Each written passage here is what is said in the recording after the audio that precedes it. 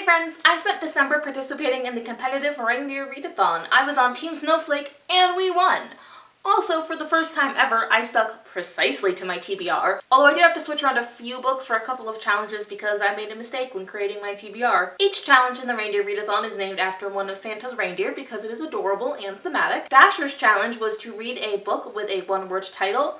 I read Frankenstein by Mary Shelley. It was shorter than I expected. It was also a lot less violent than I expected. Really, there were no mobs with like torches and pitchforks storming a manor. Just a man who created life and then hated their creation like every other artist I know. Frankenstein's creation is way more intelligent and more human than I've been led to believe by the depictions in pop culture of him. Overall, I was pleasantly surprised by this book. I'm giving Frankenstein by Mary Shelley 4 stars. Cupid's and Dancer's challenges worked together for me. Cupid's challenge was to read a book from a genre that I love, and Dancer's challenge was to read a companion novel or sequel. So I decided to read Dash and Lily's Book of Dares and The 12 Days of Dash and Lily, both by Rachael Ann and David Levithan. I never did get around to watching the Netflix series, but these books put me in a very Christmassy mood. This is an adorable romance where you really get to see the characters help each other grow.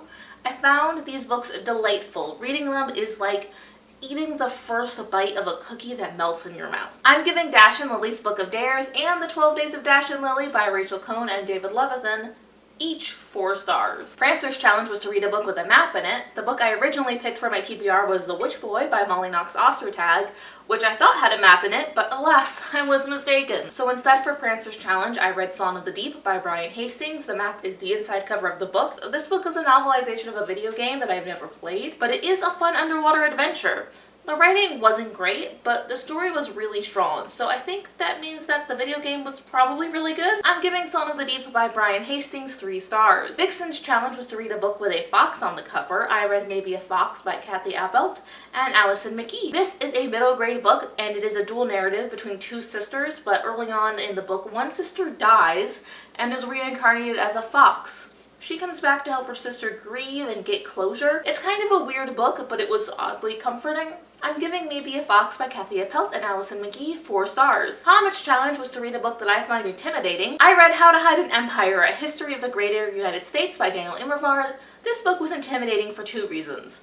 It's a really long book, and even though I consider myself well informed, the history of American imperialism is certainly not my specialty. I'm always striving to cover my weak spots and grow, though, and this book really has so much in it. I really feel like I learned a lot about the history of American imperialism, our current colonies, and the narrative we learn about America's colonies and how that impacts the way we have thought about them throughout history. I got what I wanted out of this book. It was well written and engaging. I'm giving How to Hide an Empire by Daniel Immerwahr 4 stars. Donna's challenge was to read a book with something hidden inside. I was originally going to read Song of the Deep for this challenge, but instead I read The Witch Boy by Molly Knox Ostertag, which has a neat little family tree in the book and not a map like I thought it did. It was a quick reread, but I love this series. It's such a great story about a boy who defies gender rules while pursuing his family's supernatural traditions. It's a fun time.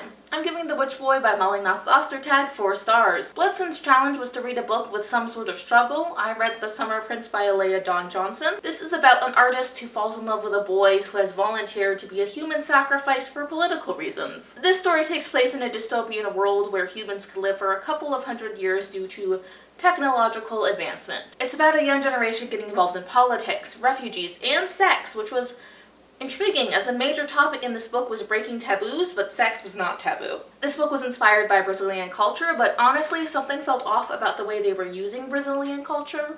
I don't know exactly what it was about it, but I just have the gut feeling that something is off. I was mostly just bored while reading this book, though. It felt forgettable. I'm giving This Summer Prince by Alea Dawn Johnson 3 stars. Finally, Rudolph's challenge was to read a book where the main character doesn't fit in.